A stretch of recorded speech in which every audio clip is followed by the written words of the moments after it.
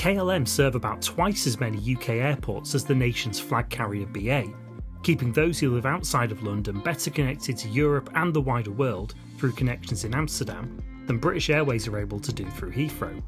But are their flights any good? And are they a worthy alternative? That's what I want to find out today as I take two flights, one on their mainline service and one on their Cityhopper subsidiary as I fly from Florence to Newcastle. I think I've only actually flown KLM once before, and that was on a short-haul business class route in Asia from Bali to Singapore. So looking forward to see what their short-haul European flight's like today. Just in economy today, but we'll be able to make use of my SkyTeam status to at least get some lounge access in Amsterdam and see what that's like. Most of my European short-haul flying has been either with BA connecting through Heathrow, or it's been on low-cost carriers, so it'll be interesting to mix it up today and give KLM a go. So let's get over to the airport. And thankfully getting over to the airport in Florence was nice and simple with a ride over on the tram, which thankfully had a stop right outside of our hotel. Florence's Amerigo Vespucci airport, I'm sure I pronounced that right, is quite a small airport, so it didn't take us too long once inside to find the KLM check-in desks. They had both manned check-in desk and self-service in operation with very short queues. But we were travelling relatively light today with carry-on only, so we made our way straight through security, which was also pretty speedy. Not much going on in this airport beyond security aside from a few duty-free shops, so we decided to see out the rest of our time before boarding in the VIP Club Lounge. We gained access today through SkyTeam status, but you can also use lounge memberships like Priority Pass and Dragon Pass. Inside it's pretty basic, but the seats are nice enough. There's a decent selection of soft drinks, an all-important coffee machine, and some limited alcoholic options which I think are expanded on a bit later on in the day. And there was also a surprisingly decent breakfast, not a huge selection at all, but breakfast pizza is always a good idea, and the Nutella croissants were absolutely delicious. A decent coffee from the machine too, which was very much needed as you might have been able to tell from my energy levels in the intro to the video. And our time in the lounge passed by pretty quickly, and it was soon time to make our way to go board flight number 1 of the day. To get over there though, there are quite tight, narrow corridors, which soon got clogged up with people, especially if there was ever anyone coming in the opposite direction. So give yourself plenty of time to get over the gate here because you're not moving anywhere fast. Eventually we made it through into the main gate area, and our flight hadn't quite started boarding yet from our bus gate. Boarding was a bit messy here. It's a very small gate area and you've got a lot of people crowded into that space. And although in theory you had 2 different lines for priority and economy, it didn't quite pan out like that. They were making announcements over the PA, but they were so quiet no one could actually hear what was being said. But eventually we were all shepherded onto buses and we were transported over to the aircraft. The first of today's 2 flights would be on KLM Cityhopper subsidiary on a 5-year-old Embraer 195E2. Seats on board are set out in a 2-2 configuration, great for travelling as a couple like we are today, and we'd gone for the exit row seats of 16D and F. Like many European carriers, KLM Cityhopper can vary the rows of business class, and the front 7 seats had a better headrest available, even if those hadn't been classed as business class seats for today's flight, with the rows behind not having any adjustable headrests. So taking a seat over our exit row, let's have a proper look around. Unlike the seats in the row ahead, there's no cup holder on these exit row seats, but we do still have a small tray table, which can be extended towards you. Only slightly though. Below this you've got a seat pocket, not the best in the world but it does the job.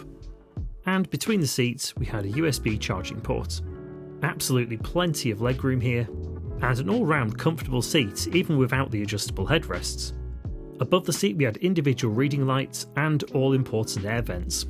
These were much needed today and unfortunately weren't having the big impact initially. There was a reason why they'd had all of the window shades closed and asked people to keep these closed until takeoff. But after sitting in what felt like a bit of a furnace for a while, we pushed back, or should I say forward in this case, about 15 minutes behind schedule and got on our way.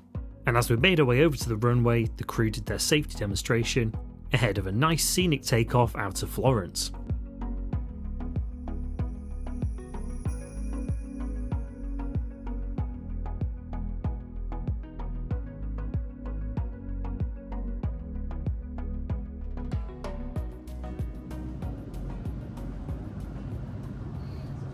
Now, regular viewers of the channel will know that on all my flights these days, I'm going to bring at least one of my bags from TomTok. And every single one of them, like the T66 version that I've got right here, have loads of great organisational features to keep things nicely organised and easily accessible. But sometimes, especially if you are just travelling with a backpack, you want to be able to keep things organised even more. Plus, you really want to make sure that you're making the most of the space available. And that's why it's great that TomTok have now brought out these really smart packing cubes, and these ones perfectly fit this backpack. So it means I can now fit in a lot more stuff than I could before, whilst keeping everything nice and organised. Each one of these cubes has been designed really intelligently with a specific purpose in mind. For example, the 10-litre cube here allows you to compress 15 litres of clothes into a 10-litre space. The 8-litre cube has separate sections for clean clothes and for dirty clothes, and you really don't need to worry at all about putting dirty clothes in here because the materials used are odour resistant and are fully machine washable. You've also got multiple ways of opening the cubes to make it really easy to access what you need when you're on the go. Plus, when it's not in use, the entire set can be folded down really small and can be packed away into a pouch that's about the size of a phone. So get yours today via the link in the description or the QR code on screen. And now let's get back to that KLM flight. Once up in the air, I got myself comfortable, while some passengers maybe made themselves a bit too comfortable. Keep your feet to yourselves, people. Free Wi-Fi was available on board today for those who had linked their booking to their Flying Blue account. Otherwise, it's an €18 charge. And aside from that, entertainment was available in the form of an in-flight magazine, the Holland Herald, which did actually have quite a few interesting segments, and who doesn't love a route map? The cabin crew started up a complimentary drink and snack service not long after takeoff, although it did take a little while for the trolley to make its way down to us. In addition to water and juice, we were offered tea and coffee. Alcoholic options are also available even in economy, so I could have potentially had a beer or wine. But the alcohol didn't seem too popular on this flight, and I decided to go for an apple juice. The snack served was a sandwich. You don't get a choice, but they do serve either cheese or egg. I'm pretty sure this was the egg, but it's not the strongest flavour in the world. Nor does it look particularly appealing or exciting, but as far as a complimentary economy snack in Europe goes, you'll have a hard time finding much better. So I was still pretty pleased with this. It is worth noting though that there's no buy on board for more substantial food options, but KLM are trialling this on some routes. After the snack service, I made a quick pit stop over to the loo, which was absolutely fine. Not too much to call out in here, but it was all kept clean. And after returning to my seat, the rest of the flight went by really quickly and very pleasantly.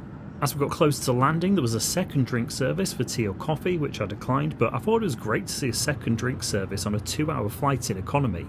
That's more proactive service than I've had on some airlines' long-haul business class. Overall, very happy with this one. It seems like you get plenty of space, even if you're not in the extra space seats like we are. The standard seats look pretty good too.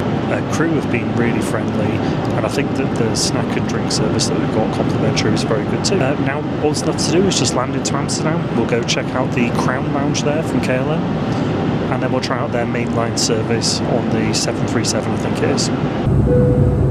Cabin crew, prepare for landing. As we started to make our approach into Amsterdam, my emergency exit door started to leak a bit and drip on my leg. I assume this is from the air conditioning rather than from outside, but do correct me if I'm wrong on that. And thankfully that dripping stopped as we continued our descent below the clouds and into Amsterdam Schiphol Airport.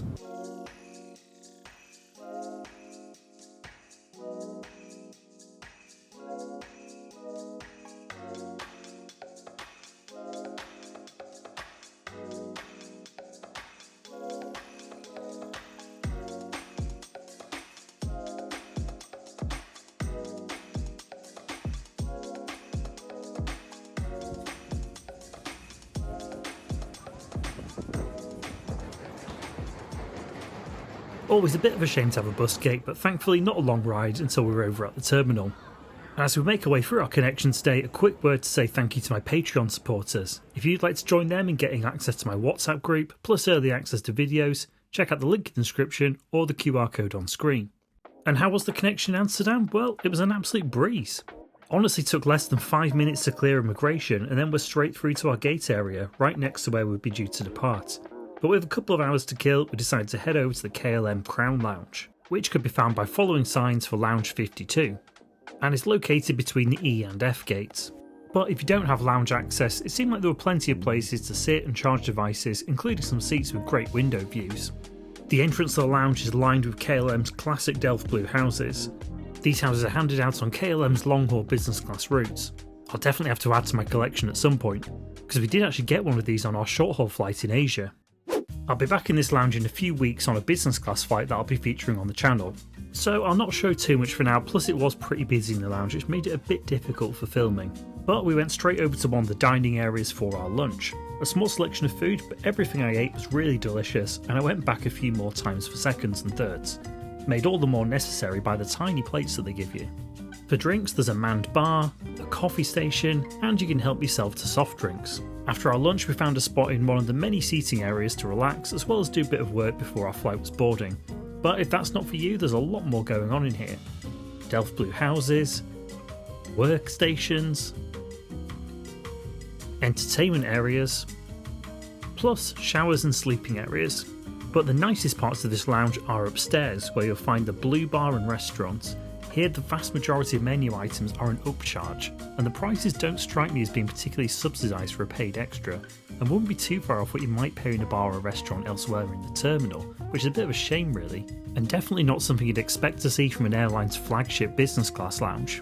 But the Sky Bar is a nice place to hang out, even if you do just stick with the complimentary drink options. There's also an outdoor terrace area up here, and these are always greatly appreciated at any airport.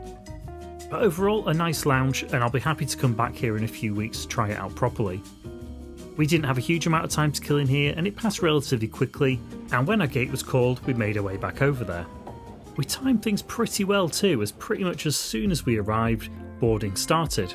Group 1 was called initially, and when no one came forward for that, they very quickly called Group 2, and we were able to go make our way on board. This second flight is going to be on an 18-year-old Boeing 737-800. Seats on board are set out in a 3-3 configuration this time, and once again we've decided to go for the exit row. Seats on board are incredibly similar to the previous flight, including the adjustable headrests only being located at the front of the plane. As you'd expect, we're not short at all on legroom in these exit row seats, but I will show you what it's like in the regular seats once we get up in the air. This time round out the seat we did have a drinks holder, but pretty much all of the other seat features were nearly identical to last time, so good to see a bit of consistency through the fleet. But since there's not too much to show you that's different on this one, let's not waste too much time looking around the seat, we'll get up in the sky and see if that onboard service differs at all.